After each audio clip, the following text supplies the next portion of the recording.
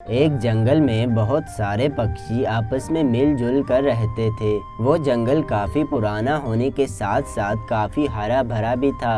सब पक्षी जरूरत पड़ने पर एक दूसरे की मदद किया करते थे। किसी भी पक्षी को दूसरे पक्षी से कोई शिकायत नहीं थी। जंगल में बरसात का मौसम काफी करीब था, लेकिन वो जंगल काफी पुराना था, इसीलिए इस जंगल के दरख्तों की लकड़ियां बहुत कमजोर थी, जिस वजह से कोई भी पक्षी अपना मजबूत घर नहीं बना सकता था। इसीलिए अभी तक किसी भी पक्षी ने अपना मजबूत घर नहीं बनाया था। लेकिन सभी पक्षी बहुत ज्यादा चिंतित थे कि अगर बारिश होने से पहले पहले उन्होंने अपने मजबूत घर ना बनाए तो वो बारिश में कहाँ जाएंगे। चिड़िया कहती है, बारिश किसी भी वक्त हो सकती है और अभी तक हमने अपने मजबूत घोंसले नहीं बनाए। अब इसमें हमारा कसूर भी तो नहीं है, क्योंकि इस जंगल की लकड़ियां ही इतनी कमजोर हैं। चलो मैं जाकर सब पक्षियों से इस बारे में बात करती हूँ। और फिर टूनी चिड़िया सब पक्षियों को एक जगह पर इकट्ठा कर लेती है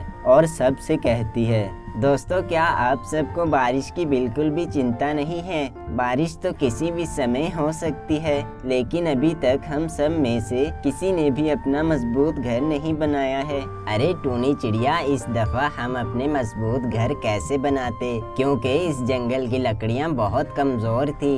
हमने तो जंगल की लकड़ियों को जाकर देखा भी था, वो लकड़ियां बहुत कमजोर हैं। अब इन लकड़ियों से घर नहीं बनाया जा सकता। कालू कौवा कहता है, पिछली दफा तो मैंने भी काफी मेहनत की थी, क्योंकि पिछली दफा हमारे जंगल की लकड़ियां काफी मजबूत थी, इसीलिए हम सब ने अपने अपने मजबूत घर बना लिए थे।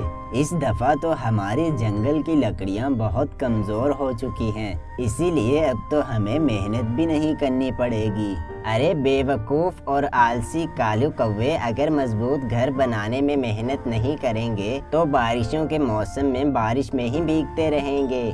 रहने दो मिट्ठू तोते, अब तो वैसे भी इस जंगल की लकड़ियां कमजोर हो चुकी हैं। मुझे तो लगता है अब हमें ये जंगल छोड़कर किसी दूसरे जंगल में जाना पड़ेगा। इसके सिवा हमारे पास और कोई चारा नहीं है।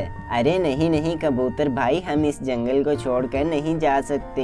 ये जंगल तो हमारे बाप दादाओं की निशानी है। उन्होंने हमारे इस जंगल को कितना संभाल कर रखा था, इसीलिए अब हम भी इस जंगल को अकेला छोड़कर नहीं जा सकते। हाँ हाँ, टूनी चिड़िया बिल्कुल सही कह रही है। मैं तो कभी भी इस जंगल को छोड़कर नहीं जाऊंगा। अरे मैं तो कहता हूँ कि छोड़ो सब बातें, सब अपने अपने घोंसलों में चलते हैं। मुझे तो नींद आ रही है। वैसे भी यहाँ बैठकर फालतू में बातें करने का कोई फायदा नहीं। जब बारिश आएगी तो देख लेंगे क्या करना है। और फिर सब पक्षी वापस अपने अपने घोंसलों में ही चले जाते हैं। इस जंगल में टूनी चिड़िया का एक तरबूज का बाग भी था, लेकिन तरबूज का बाग काफी पुराना था, इसीलिए इसमें अब सिर्फ 2 ही तरबूज बचे थे। मेरा ये तरबूज का बाग तो कितना पुराना हो चुका है और अब तो सिर्फ इसमें 2 ही तरबूज बाकी बचे हैं। अब मैं इन आखिरी 2 तरबूजों को संभाल कर रखूंगी।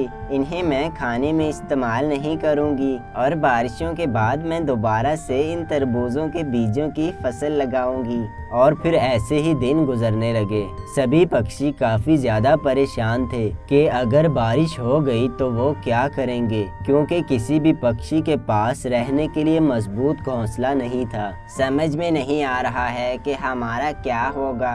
पता नहीं किसी पक्षी को बारिश में रहने के लिए मजबूत जगह मिली कि नहीं। एक काम करता हूँ, टूनी चिड़िया के पास जाकर उससे बात करता हूँ। क्या पता उसने बारिश से बचने के लिए कुछ सोच रखा हो। ऐसा कहने के बाद मिट्ठू तोता उड़ता हुआ टूनी चिड़िया के पास आता है। अरे मिट्ठू भाई, आप यहाँ? क्या आपको मुझसे कोई जरूरी काम है? हाँ टूनी चिड़िया, मुझे और कोई काम तो नहीं, पर मैं ये पूछने आया था, बारिशों का मौसम आने ही वाला है, तुमने इस बारे में कुछ सोचा है कि नहीं? क्या बताऊँ तोते भाई, मैं तो कब से ही यही सोच रही हूँ, पर मेरे दिमाग में तो कुछ भी नहीं सूझ रहा है। सच में मैं तो बहुत ही परेशान हूँ कि बारिशों में हम सब पक्षी क्या करेंगे। चलो टूनी चिड़िया, फिर मैं चलता हूँ। मैं बस यही पूछने आया था कि बारिश के बारे में तुमने अभी तक कुछ सोचा कि नहीं। चलो अब मैं चलता हूँ और अपने घोंसले में ही बैठकर सोचता हूँ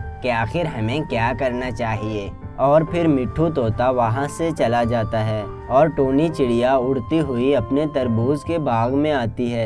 इस साल तो बारिशों को लेकर सभी पक्षी काफी परेशान हैं। किसी भी पक्षी के पास मजबूत घोंसला नहीं है। पता नहीं मैं ऐसा क्या करूं कि मैं अपने साथ साथ बाकी पक्षियों को भी इन बारिशों से बचा लूं। मुझे तो कुछ भी नहीं सूझ रहा है। पता नहीं मेरी अकल को क्या हो गया। टूनी चिड़िया यही सब सोच रही होती है कि अचानक तरबूज को देखकर उसके दिमाग में एक योजना आती है और वो कहती है, हाँ, मैं एक काम कर सकती हूँ जिससे मैं अपने साथ साथ अपने बाकी तीनों दोस्तों को भी बारिशों से बचा लूँगी। मेरे ये 2 तरबूज ही हमारे काम आएंगे। मैं एक काम करती हूँ कि मैं इन 2 तरबूजों को बीच से आधा आधा काट कर इनके 4 छाते बना देती हूँ और हम चारों दोस्त तरबूज वाले छाते अपने अपने घोंसले पर लगा लेंगे और इस तरह हम इस साल बारिशों से बच जाएंगे।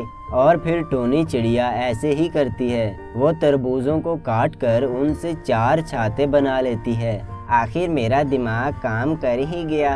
चलो छाते तो तैयार हो गए। अब मैं इनमें से एक छाता अपने घोंसले पर लगा देती हूँ और बाकी 3 छाते अपने तीनों दोस्तों को एक एक दे देती हूँ। और फिर टूनी चिड़िया ऐसा ही करती है। वो अपने घोंसले पर एक छाता लगा लेती है और एक एक छाता तोते और कबूतर को दे देती है। कालू कौवा थोड़ा लालची था, इसीलिए टूनी चिड़िया कालू कौवे को छाता देते हुए कहती है, कालू कौवे, ये छाता मैं तुम्हें दे रही हूँ, लेकिन बारिश आने तक इस छाते को तुम संभाल कर रखना, क्योंकि इसके अलावा बारिश से बचने के लिए हमारे पास और कोई रास्ता नहीं है। मेरे पास सिर्फ 4 ही छाते थे और मैंने ये हम चारों दोस्तों में बांट दिए हैं।